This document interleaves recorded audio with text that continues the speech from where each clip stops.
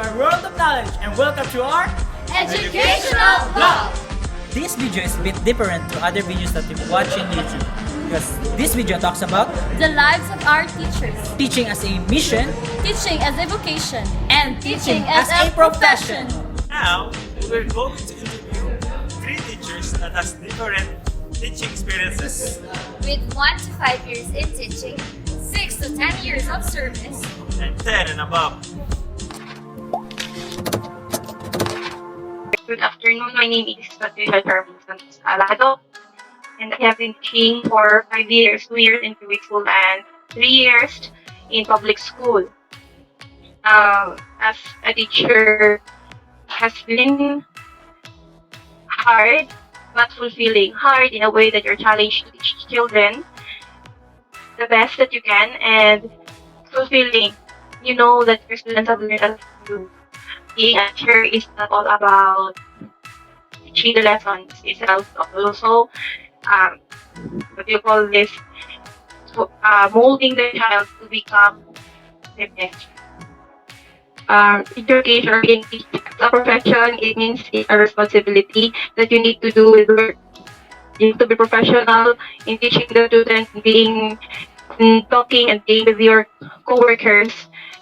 Nothing personal like that. While the vocation, it is like literally the calling, or it is your predisposition of what you are and who you are, and the talents that you can express and share to other students. Well, mission, it is all about passion on how you teach these children, not just by the book but also with the heart.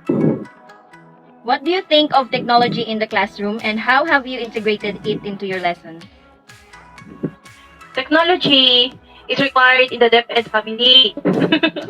So as a teacher, you need to have laptops and high technology materials so that the students will be interested with your topics. How do I integrate this with my lessons? We use the technology to search for the things that the students should learn based on the curriculum. Also, we use this technology to create PowerPoints. So instead of talking too much, the children will look on the PowerPoint and listen to it while we just guide them with the activities. Also, to teach, it is rather easier to teach children with a video presentation because they understand better when they are watching. So that is how the technology affects us in teaching. What is the keys to success when communicating with the public? The key to success in communicating to the public is it is important for you to be precise, humble, kind. Also, you must have the confidence to talk, and also you have to know what you're talking about. If you do not know what you're talking about, then you will have no confidence in front of the public. You have to be straightforward, but at the same time, be humble. Hi, I am SB Philip S. Marlas, and I've been in the teaching profession for about 10 years now. And with that very teaching experience of mine, I have been able to teach adult learning and college education. Now, teaching for me is a profession primarily because there is accountability in it, and there's so much commitment in it. And at the same time, it is also a mission because you really have to commit to the very demands of teaching and to its very challenges. It's called at the same time a vocation primarily because it is a call, and when you say that it is a call, there needs to be passion in it, and it must be something that you basically do out of like what you really dearly love and basically what your heart is telling you to do. So for the first question, tell me how you organize, plan, and prioritize your work. The teaching job basically really is all that demanding, and it really requires anybody in this particular field to really be that capable of managing everything because there's so much workload to be dealing with. In my case personally, I just really prioritize those responsibilities that come in first, and as much as possible try not to say yes to a lot of workloads, and just go for something that's or just commit to those that you personally can 100% be you can see to it that you can really commit to all of those. So it's really just a matter of balancing everything out as to your commitments, and never overcommit and never overwork. That's just exactly what I do. So for the second question, what are some long-term objectives that you develop in your job? What did you do to achieve them? Okay. When it comes to just the teaching profession, I think with my previous jobs, one of the long-term objectives I basically have developed was really to progress personally and professionally as an educator, and I sure have achieved that with the help of this very institution where I'm in, Holy Cross of Davao College, because it's really been like a plan of mine to really be able to work in an institution where I also like can have that affinity as that with my values and that of the institution's values as well. So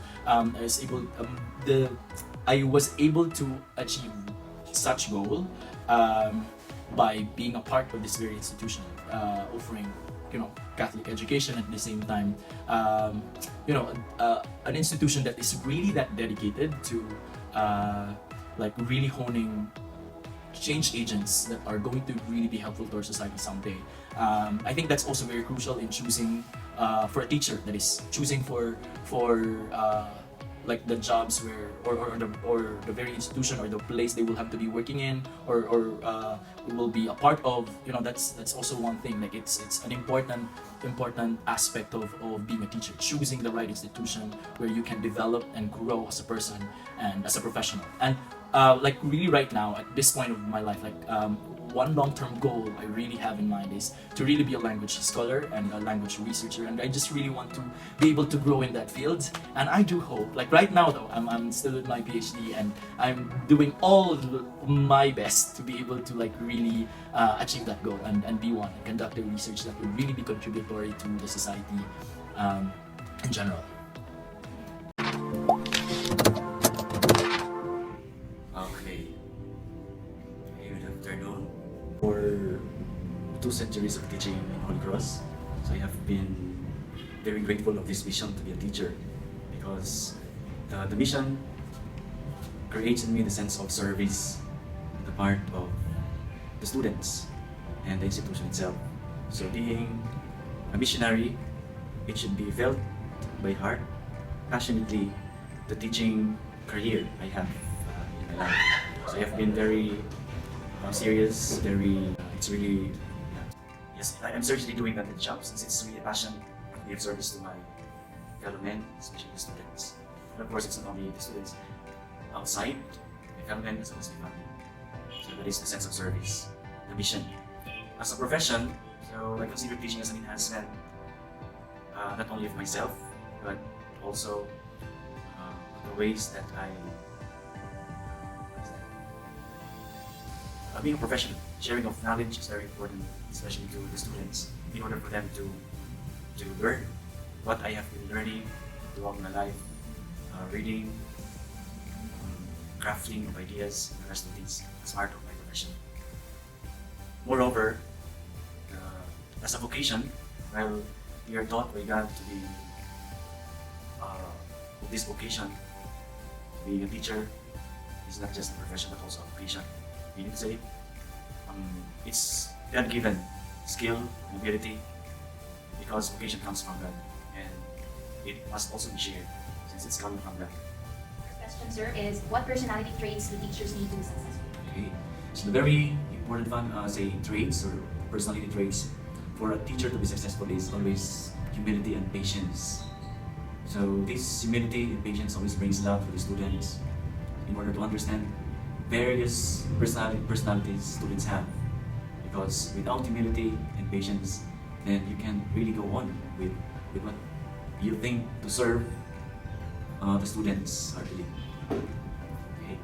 Right, sir. So, the next question is share an experience in which you successfully shared a difficult piece of information. Okay, so when I handle unbecoming personalities of students, that was really a great challenge to me, being a teacher and being, yeah, of course, that kind of personality. So, with that experience, I was almost impatient, but I just held on whatever I have in my heart to be humble and to be patient and to be loving to all types of students. So, forgiving what they have as errors during class times, talking to them heartily. You know, some of these students have really problems with them in the classroom. So, talking to them would always result into spontaneous understanding between teacher and students. Please like, share, And hit subscribe